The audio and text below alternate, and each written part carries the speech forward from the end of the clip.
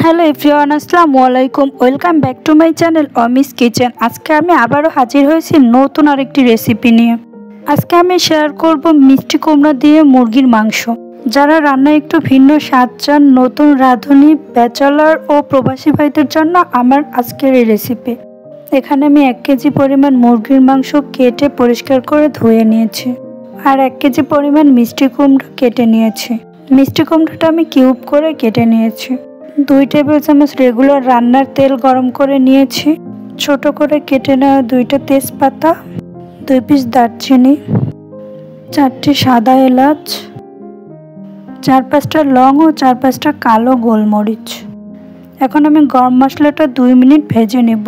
Medium ফ্লেমে ভেজে নিব, না হয় মশলাটা পুড়ে যাবে। মশলাটা ভাজা হয়ে গেলে দিয়ে দিব 1/2 কাপ পরিমাণ পেঁয়াজ কুচি।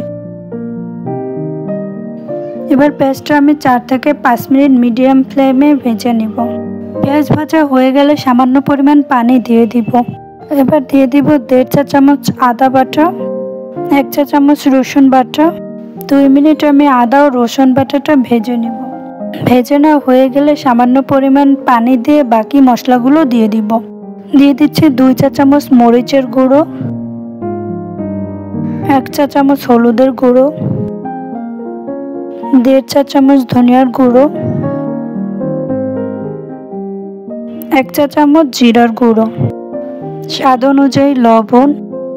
এবার আমি মশলাটা কষিয়ে নেব। মশলাটা আমি 10 থেকে 12 মিনিট বারবার পানি দিয়ে কষিয়ে নিয়েছি। যখন তেলটা ছেড়ে দিবে মশলা থেকে, এ পর্যায়ে আমি মুরগির মাংসটা দিয়ে দিব।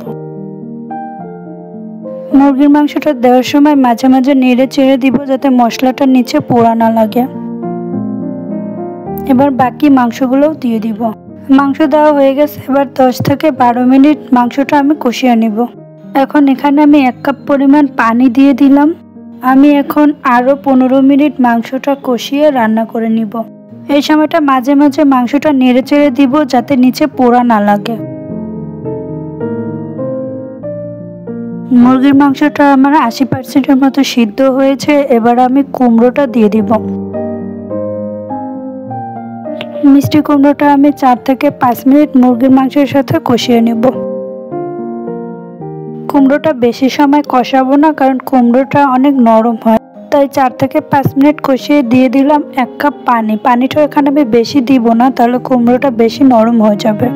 এখন এখানে আমি 5 থেকে 6টা কাঁচামরিচ দিয়ে দিব। এবার ঢাকনা দিয়ে কুমড়ো সিদ্ধ হওয়া পর্যন্ত অপেক্ষা করব। 5 থেকে 6 মিনিট পরে ঢাকনা তুলে আমি সামান্য পরিমাণ চিনি দিয়ে দিব। এবার নেড়ে চেড়ে আরও কিছুক্ষণ ঢাকনা দিয়ে রান্না করে নেব। 3 থেকে 4 মিনিট পর ঢাকনাটা তুলে নিয়েছি। আমার কুমড়ো মোটামুটি সিদ্ধ হয়ে আসছে। এ পর্যায়ে আমি 1 চা চামচ গরম মশলার গুঁড়ো দিয়ে দিব। আপনাদের আমার এই রেসিপিটি ভালো লাগলে অবশ্যই আমাকে কমেন্ট করে জানাবেন। রান্না হয়ে গেল মজাদার মিষ্টি কুমড়ো দিয়ে মুরগির মাংস রান্না। এবার আমি পরিবেশন করে নিব। আমার এই চ্যানেলটি আপনাদের ভালো লেগে থাকলে লাইক, কমেন্ট ও সাবস্ক্রাইব করে পাশেই থাকবেন। আজকের মতো বিদায় নিচ্ছি। আল্লাহ হাফেজ।